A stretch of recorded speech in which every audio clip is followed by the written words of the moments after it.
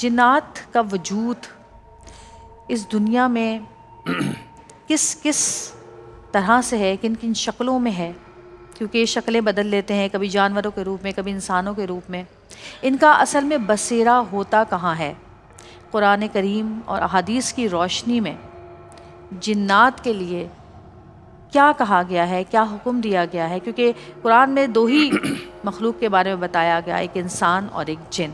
پوچھتے ہیں مفتی نور رحمانی صاحب سے، کیا کہتے ہیں آپ؟ دیکھیں، جس طرح ایک انسان ایک مخلوق ہے، جنات بھی ایک مخلوق ہے. قرآن مجید فرقان حمید میں اللہ شاہ فرماتے ہیں وَمَا خَلَقْتُ الْجِنَّ وَالْإِنسَ، ہم نے جنات اور انسان کو پیدا کیا ہے اپنی عبادت کے لیے.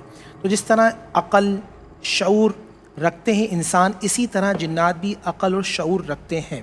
ہاں بس یہ کہ ہم جسم رکھتے ہیں، وہ اس طرح جسم نہیں رکھتے کہ جو نظر آ سکے. دوسری بات یہ ہے کہ وہ مکلف ہوتے ہیں جس طرح ہم احکام شریعہ کے مکلف ہیں. اس طرح انسانوں میں کافر ہیں، مسلمان ہیں، مشرکین ہیں، منافقین ہیں، اسی طرح جنات کے اندر بھی مسلمان ہیں، کفار ہیں، مشرکین ہیں اور منافقین ہیں. یہ تمام جنات کے اندر بھی موجود ہیں. جنات کی طاقت کتنی ہے؟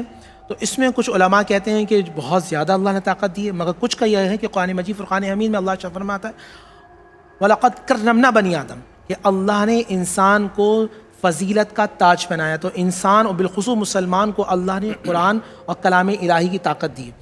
کب ان کی پیدائش ہوئی؟ روایات کے مطابق کہ 2000 سال انسان سے پہلے اللہ نے ان کو تخلیق کیا تھا، اور زمین میں انسانوں سے پہلے جنات کا بسیرا تھا، اور جنات قتل و غارت کرتے تھے. ان کی طبیعت میں شر بہت زیادہ ہے، بہت زیادہ شیطانی سوچ، شیطانی حرکات و سکنات ان کا محبوب مشغلہ ہے، ہیبٹ ہے، ان کی ہابی ہے. مار دھاڑ کرنا، قتل و غارت کرنا، چھیننا، تنگ کرنا، یہ ان کی کوشش رہی ہے.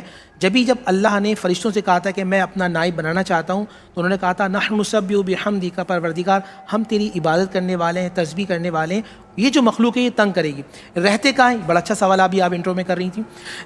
نبی علیہ السلام کے زمانے میں ایک ایسا ہوا کہ ایک سانپ نکلا اور ایک شخص نے اس سانپ کو مار دیا. تو وہ بیسیکلی جن تھا.